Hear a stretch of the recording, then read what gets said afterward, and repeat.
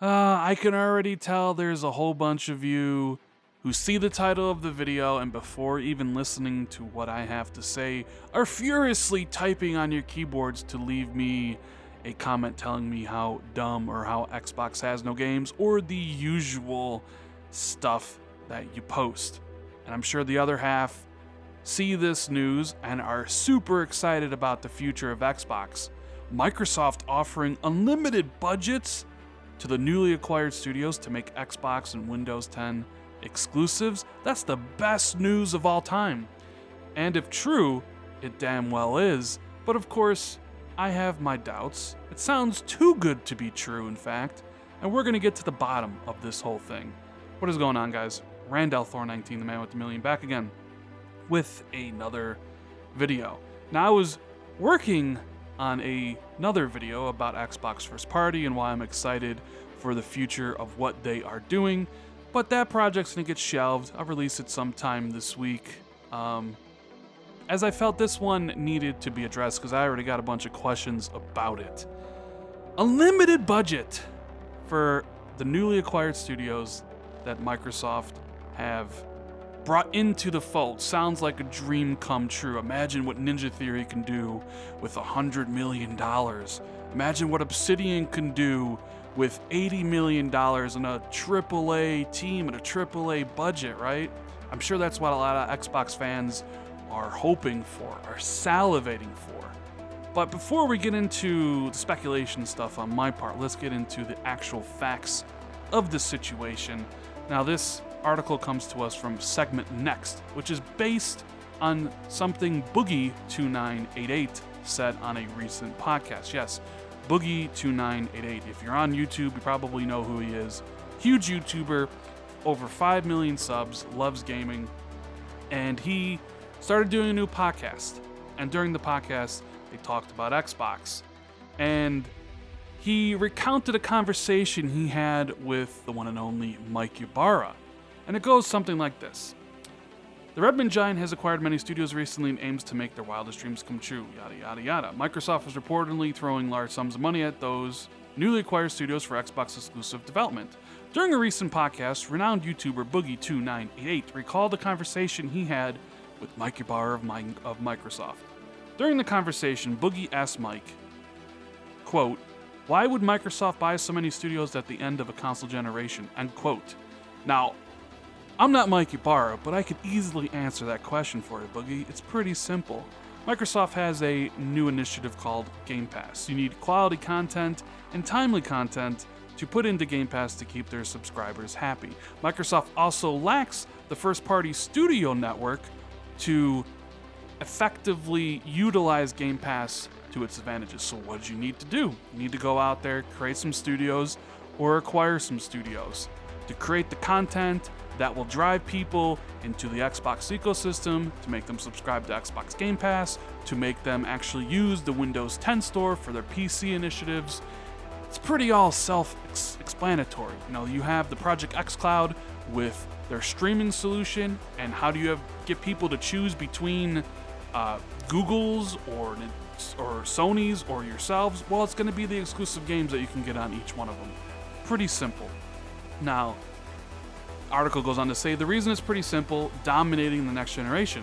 Speaking about the studios they bought, Ybarra basically implied the following to Boogie. And here we go with the quote from his podcast. He, Mike, said, "We basically went in there to those companies and said, what project do you want to make? And they are like, what's our budget?" And I don't think you understand. That's not our question. Our question is, what games do you want to make? We are Microsoft and we have the budget. We just want to know what game you want to do. What are your wildest dreams? Now, of course, that doesn't necessarily mean they have unlimited budget. Nowhere in that quote does Mike say they have unlimited budget. Of course, the article that references this is offering unlimited budget. My title of the video is referencing the article, so of course I have unlimited budget in there because people are going to see it and be like, what is this going on? But nowhere in that conversation does Mike say, hey, you have unlimited budget. He just said, what game do you want to make? And don't worry about the budget. You know, because quite frankly, Ninja Theory, take them for example. Hellblade, amazing game, made on like $10 million or $20 million, something low like that. Can you imagine what Ninja Theory could do with $100 million in a few years to make a game? I would love to see that. But at the same time, if they went to Microsoft and say, hey, our wildest dream game is this, and this, it's going to cost you $250 million. I'm sure Microsoft's going to look at that and be like, yeah, I'm not too sure. You're not Halo and Gears, and we don't even give $250 million to them, so yeah. So let's look at the quote. Like I said, the quote doesn't have unlimited budget there. Would I love to see these new Xbox studios receive unlimited budgets to make their games? Absolutely, 100% would I love to see each one of those studios get the resources, the manpower that they need to make the games of their wildest dreams. State of Decay 3, for example. Just pump up the budget of that, get more people working on it, and get it actually looking like a proper next-gen title with working online in a shared open world, and that game could be truly something special. The Initiative, whatever they're working on, that quadruple A title, give them a whole bunch of money. They're clearly letting them hire really talented people. I've done videos about it. So they're not shying away from hiring talented people, which is usually where a lot of the cost comes from. You hire all these people, you pay them for X amount of years while they make the game, and then it comes out. You look over at Sony and they have a large first-party network, and you always hear about how Sony is pretty much, they don't get involved with the creative flow of their games. They let Naughty Dog do what they want. They let Guerrilla Games do what they want. They don't let Santa Monica do what they want. They kind of stay away from the creative process. And that's what I really want to see from Microsoft. I don't want to see Microsoft meddle with any of their studios, dictating what they should or what they shouldn't make. If Undead Lab wants to make State of Decay 3 and that's the game the studio chooses to make, great, that's amazing. I don't want Microsoft come in there and be like, maybe you should make this game. And the same goes true for Obsidian.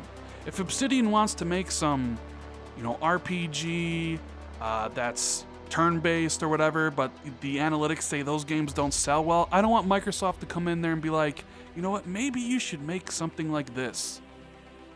I want Microsoft to just step away, provide the budget and the resources, and let these games and let these studios hire the people they need with the appropriate budget to make some incredible experiences for us gamers in the future. That's all I really want, And if that comes with higher budgets, then so be it. But man, I know a lot of people were going to run with this story because it sounds amazing.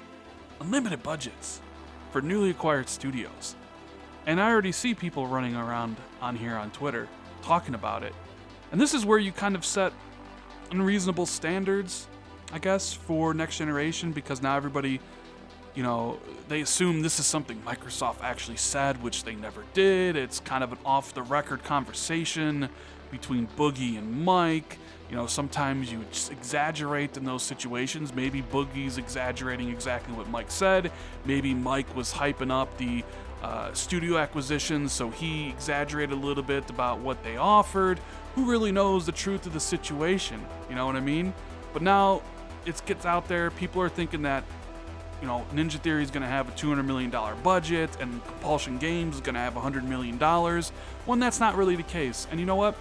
I'm sure the budgets are pretty damn high going into next gen. They have all these studios. They're all going to be working on something absolutely huge, right? All of them combined. Then you still have the Gears and the Forzas and the Halos, right? And whatever Rare's working on.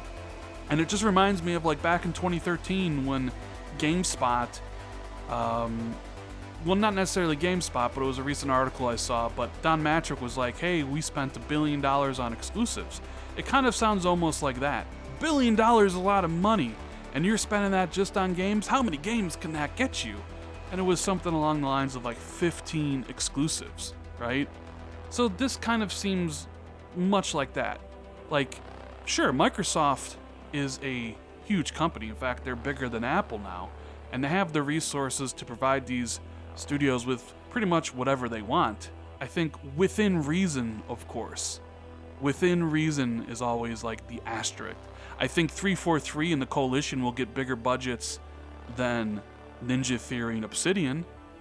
I think the Initiative will probably get an astronomical budget for their first game, along the lines of what 343 and the Coalition gets. But I don't think Compulsion Games is walking into Microsoft in a meeting with Phil and Ybarra and being like, yo, we need $200 million to make our game.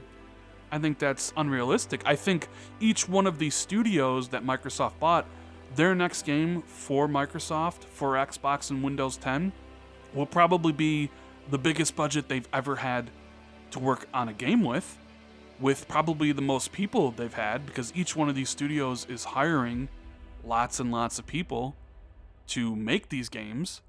So it is great news. However, it's not like the super awesome, amazing mega news that like Xbox fans hope for. You know, a limited budget was never said by Mike, and if you just think logically, there's no way they're going to let one of these companies come in and be like, yeah, give us $200 million, make a game, and that'll be approved. Of course not, right? However, I still think the future is extremely bright for Xbox's first party. I have a video coming out soon talking about that. But in the meantime, if you enjoyed this video, please leave a like if you enjoyed it. If this is your first time here, make sure you hit that subscribe button. Share this out on Twitter and social media with your friends and followers. I greatly appreciate that. And if you want to be notified when I drop new content, you can always hit that notification bell. Thank you guys so much for watching. I greatly appreciate it, and I'll see everybody in the next video. Later, guys.